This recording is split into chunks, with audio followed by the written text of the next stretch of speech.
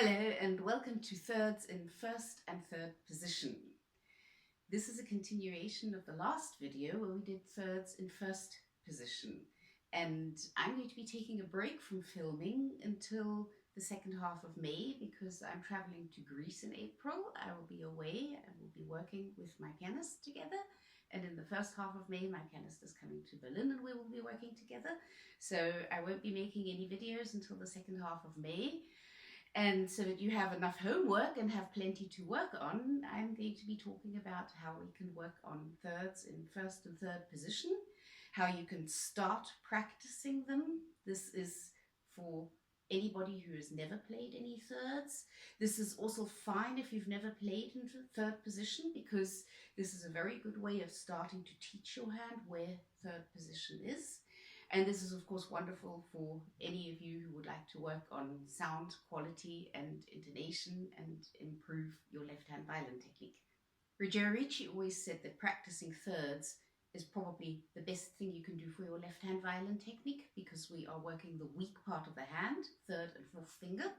Third and fourth finger always on the lower of the two strings, and the fingers which are on the lower string always lead. So we are leading with third and fourth finger, and that's the weaker part of our hand, so we are strengthening our hand, which is why thirds are so very, very good to practice. Let's get right into it. We're going to start just like we started in the previous video. We're going to start with third finger G in first position on the D string, and I'd like you to control that third finger G with the open G string.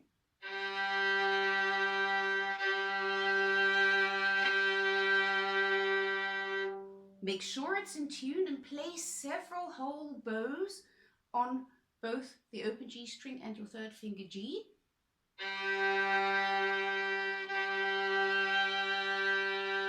If you play with vibrato, then vibrate. If you don't play with vibrato, don't worry about it. Then you add first finger B on the A string.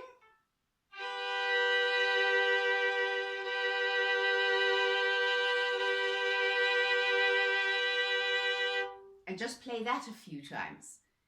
Next, we're going to do fourth finger A on the D string, and you play that together with the open A string to make sure it's in tune.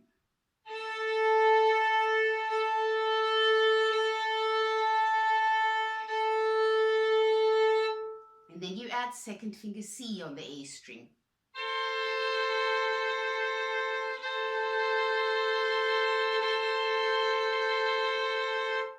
Remember, fourth finger A and second finger C is a stretch in first position, so you have to reach down with your second finger to reach the C. Play that with several whole bows. Make sure you really do use the whole bow. As soon as you have the third and it's in tune, you've played your fourth finger A with the open A string, and you add second finger C.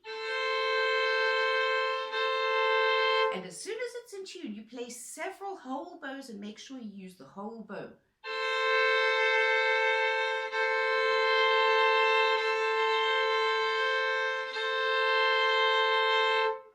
Put a little bit of vibrato onto it if you play with vibrato. Not much, just a little bit of vibrato to loosen the hand. And if you don't play with vibrato, don't worry about it. The next thing we're going to do is we're going to move our hand into third position, and you find first finger D on the A string, and you play that with the open D string to make sure it's in tune. If this is your first time playing in third position, don't worry about it taking you some time to find.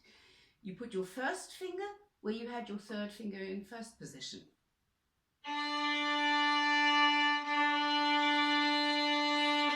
And just play that with the open D string and make sure it's in tune. If this takes you time to find, don't worry about it. You're practicing hearing and correcting. And again, once you have your first finger D in third position in tune, play several, at least 3 whole bows all the way from the frog to the tip.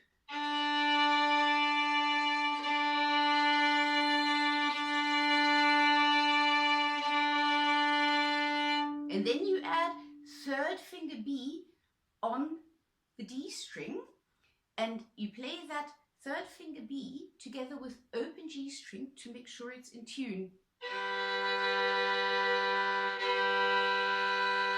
And then you play that together with your first finger D.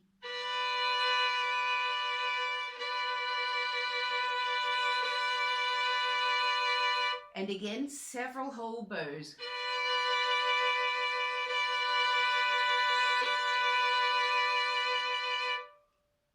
Then you play second finger E on the A string together with open E string to make sure it's in tune.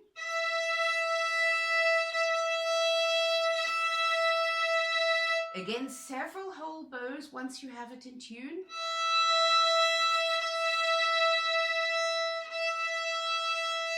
And then you add fourth finger C on the D string.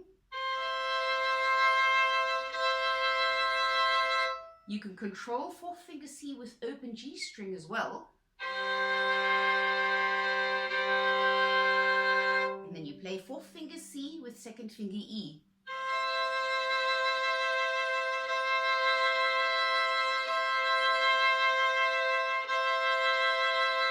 Again, using several whole bows. Make sure you use the whole bow and play with the best possible sound you can produce. Then we move back into first position. Third finger D on the A string together with open D string.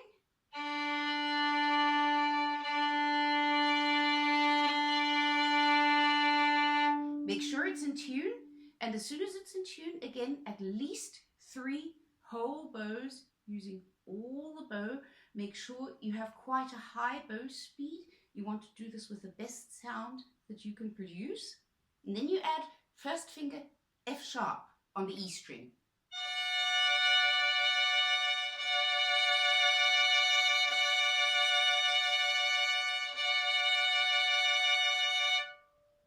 Then you play fourth finger E on the A string together with open E string.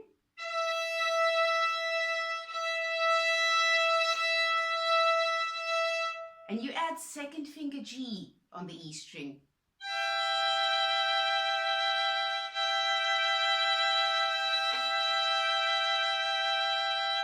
Remember, fourth finger E and second finger G is a stretch. You have to reach down, stretch your hand, reach down for the G. Then we go into third position again. First finger A in third position on the E string together with open A string.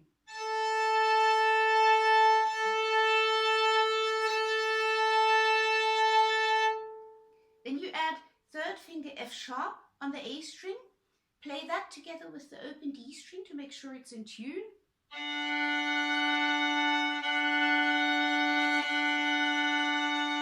And then you play third finger F sharp together with first finger A.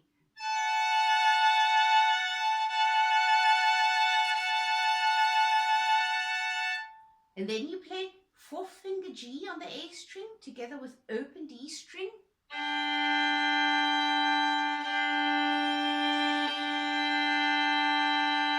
And you play that together with second finger B on the E string.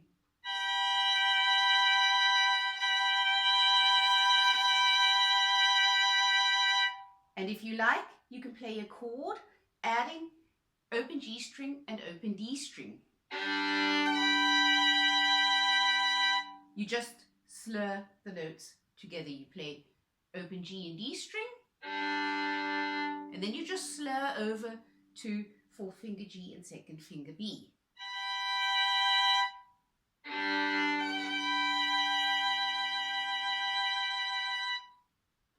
So that's your scale in thirds. It's a G major scale, 1 octave, going first position, third position, first position, third position.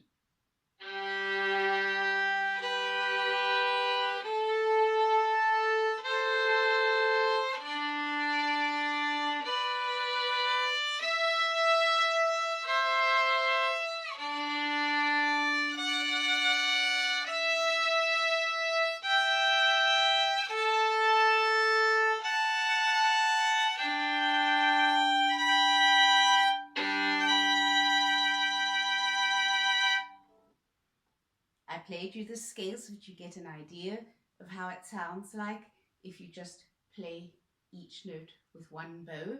But it's very important when you practice this to give yourself many bows. You need several bows, most likely for the intonation. You have to sort out the intonation first, because there's no way something can sound good if it's not in tune. So you have to find the note and make sure it's in tune.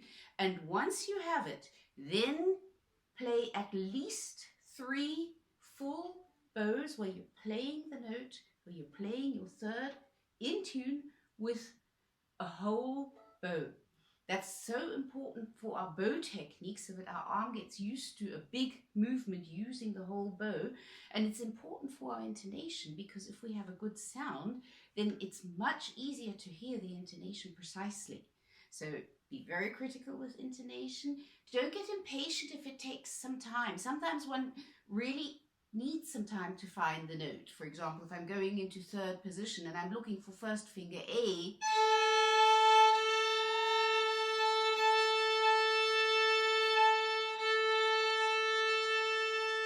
it can take several bows before it's perfectly in tune. Just give yourself the time, because this is what improves your violin playing. Hearing and correcting. Hearing, correcting. You're connecting hearing with the sensing of your fingers of your left hand. And that's what will give you the improvement in your playing. So give yourself time for intonation. Work calmly at the intonation. Try not to get frustrated. We all get frustrated sometimes. That's completely normal, but try not to if you can. And make sure you play with lots of bows if you're playing with a very, very beautiful sound. I hope you enjoyed this video. I hope you enjoy practicing thirds. And of course, as always, let me know if you have any questions in the comments, and happy practice.